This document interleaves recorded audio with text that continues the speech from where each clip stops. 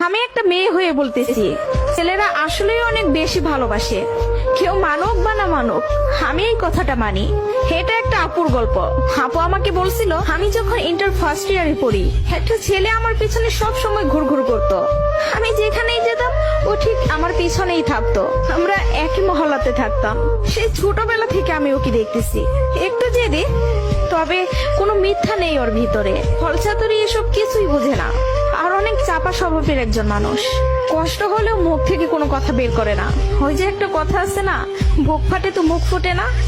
এমনকি আমি যখন ওকে দাঁড় করাই বলতাম, কিছু বলবেন, ও বলতো না কিছু না। একদিন আমি ওকে প্রপোজ করলাম আর বললাম, আপনাকে দিয়ে কিছু হবে না। আমি সারাটা জীবন আপনার সাথে থাকতে চাই, আপনার বউ হতে চাই আমি। কখনো দূরে সরাই দিবেন না তো?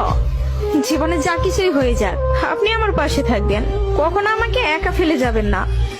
যদি এই ওয়াদা করতে পারি, তাহলে আমি রিলেশন করব। ও অনার্স ফার্স্ট ইয়ারে পড়ে। ও বলল, জীবনে যা কিছুই হয়ে যাক, আমি তোমাকে কখনো ছাড়বো না। আমাদের সম্পর্কের বয়সটা যখন 2 বছর, তখন আমার বাসায় বিয়ের প্রেসার দেওয়া শুরু হয়ে গেল। ফ্যামিলি থেকে ছেলে খুঁজতেছে, সরকারি চাকরিওয়ালা, বিসিএস ক্যাডার। এসবের মধ্যে আমি ওর কথা বলতে ভয় পেতাম, কারণ ও এখনো পড়ালেখা করতেছে। চাকরি তো দূরের কথা, চাকরি পাইতে তো অনেক সময় লাগবে। কিন্তু আমার ফ্যামিলি তো আমাকে সময় দিবে না। আমি অনেক কষ্টে আম্মুকে রাজি করাই। আম্মু যেন আব্বুকে এই কথাটা বলে, আর আম্মু আব্বুকে বলে। আব্বু সাথে সাথে মুখের উপর বলে দেয়, সম্ভব না, বেকার ছেলের হাতে আমি আমার মেয়েকে দিব না। তখন আমিও ভাবছিলাম, কথাটা তো ভুল না, কথাটা তো সঠিক। কোনো বাবা মাই চাইবে না বেকার ছেলের কাছে মেয়েকে বিয়ে দিতে।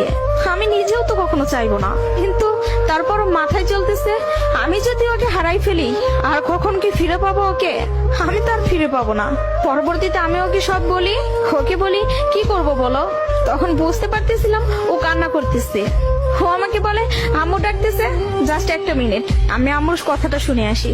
তুমি একটু লাইনে থাকো, এসে তোমার সাথে আমি কথা বলতেছি। আমি তোমার জীবনে আছি 2টা বছর। কতটুকু আমাকে চিনো জানো আমি জানি না, কিন্তু তোমার পরিবার তোমার সাথে 18টা বছর তোমার পাশে আছে। আমি কখনো বলবো না যে তুমি তাদের ছেড়ে আমার কাছে চলে আসো। আমি জানি না আমার বাসায় থেকে মেনে নিবে কিনা। পড়ালেখা শেষ করতে করতে আরো 2টা বছর লেগে যাবে। কবে চাকরি পাবো সেটারও তো কোনো ঠিক নাই। আমি যদি তোমাকে ভালো না রাখতে পারি, আমি তো নিজেকে কখনো মাফ করতে পারবো না। আমার কাছে তোমার হাসিটা অনেক দামি। তোমার যেটা ভালো মনে হবে তুমি সেটাই করো। তুমি যা বলবো আমি সেটাতেই রাজি। এসব কথা শোনার পরে, আর যাই হোক, একটা মেয়ে তার ভালোবাসার মানুষকে কখনো ছেড়ে যাইতে পারে না। আমি তখন একটা জিনিসই ভাবতেছিলাম, জীবনটা তো ছোট, আর আমি আমার এই ভালোবাসার মানুষটাকে হারাই ফেললে আমি নিজেই সারা জীবন আফসোস করব। এরকম কোন ছেলে আর আমাকে ভালোবাসতে পারবে না। আমি ওকে ছাড়তে পারবো না। আমি বাসায় আবারও বুঝাই, তারা বুঝে না। তারপর আমি বাসা থেকে বের হয়ে যাই। বাসা থেকে বের হয়ে ওকে ফোন দেই আর বলি, আমাকে নিয়ে যাও। ও তাড়াহুড়া করে বাড়ি থেকে চলে আসলো। আমি বললাম, আমি তোমাকে বিয়ে করব। ও আমাকে বলে, আমি বলছি না তোমাকে, তুমি যা বলবো আমি তাতেই রাজি আছি। তবে একটা কথা, আমার সাথে থেকে যদি 3 বেলার 1 বেলা খেয়ে থাকতে হয়, পারবা? তার জন্য আমি সবকিছু ছেড়ে আসলাম, তার জন্য আমি সবই করতে পারবো। বিয়ের পরে ওর বাসায় থেকে ফোন দেয়, বলে বাসায় আয়। তারপর ওর বাসায় থেকে মেনে নিল। তার কিছুদিন পর আমার বাসায় থেকেও মেনে নিল। ভালোবাসার জায়গা থেকে যদি বলি, প্রিয় মানুষটাকে নিজের করে পাওয়ার মধ্যে অন্যরকম একটা সুখ কাজ করে, যে সুখটা কখনোই টাকা দিয়ে কেনা যাবে না। আর যদি বলি প্রিয় মানুষটার কথা, আমি ভুল মানুষকে ভালোবাসি নাই। আমার মানুষটা সঠিক ছিল। সেই মানুষটা আমাকে বিন্দু পরিমাণে কষ্ট দেয় নাই। আমি সবসময় একটা কথা বলি, ভালোবাসা সুন্দর যদি মানুষটা সঠিক হয়। প্রিয় মানুষটা যখন নিজের হয়ে যায়, তখন এতটা শান্তি অনুভব হয়, তা হয়তো বলে বোঝানো যাবে না। সুখে থাকতে, ভালো থাকতে টাকা পয়সার আমূল প্রয়োজন পড়ে না, যদি ভালোবাসার মানুষটা পাশে থাকে।